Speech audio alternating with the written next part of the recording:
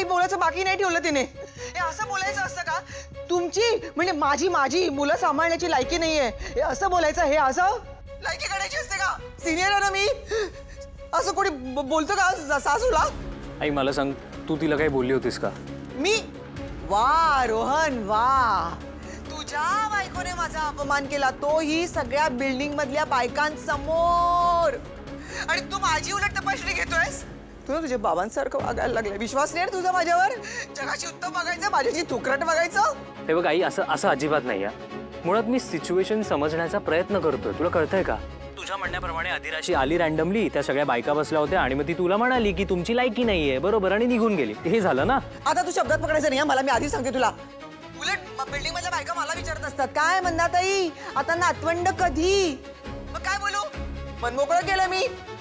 मी म्हटलं त्यांना, म्हटलं माझी सून मला नातवंड बघण्याचं भाग्यच लाभू देत नाहीये. आई पण हा काय त्या बिल्डिंगच्या बायकांसमोर बोलण्याचा विषय आहे का? वा रे वा, आता कोणाशी काय बोलायचं, मी किती बोलायचं हे तुम्ही ठरवणार का? हा म्हणजे झालं काय माहिती का रोहन? असं झालंय की तिने जी काही चूक केली ती राहिली बाजूलाच. हा उलट तुम्हालाच बोलायला लागलास. अरे चूक तुम्हा दोघांची आहे, तुझी आणि तुझ्या बायकोची.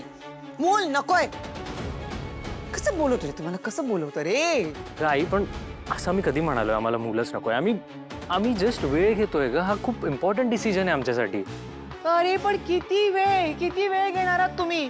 आणि काय गरज आहे एवढा वेळ विचार करायची? लग्न केलं ना तुम्ही, मग संसार वाढवायचा नाहीये का तुम्हाला? मुलं नको आहेत का? कधी देणार आहात मुलं? कामी वर गेल्यावर? ओ माय गॉड आई, तू हे काय बोलतेस? अत्यंत चुकीचं वागताय तुम्ही रोहन. लक्षात ठेव, आपल्या आई वडिलांना सगळी सुख देणं हे तुमचं परम कर्तव्य आहे. विसरताय तुम्ही. आणि हेच मी माझ्या सुनेला, तुझ्या बायकोला, अधिराला सांगायला गेले तर तिने माझी लायकी काढली. असं बघतात का सासूजी? नातवंड मागणं काय माझं काय गुन्हा आहे का? हिला ना बाहेर फिरायचं असतं, पार्ट्या करायच्या असतात. आता काय म्हणे करिअर करायचंय, करिअर. पण मुलं जन्माला नाही घालायचे. जबाबदारी नको है ना? आई ऐक ना, तू शांत हो.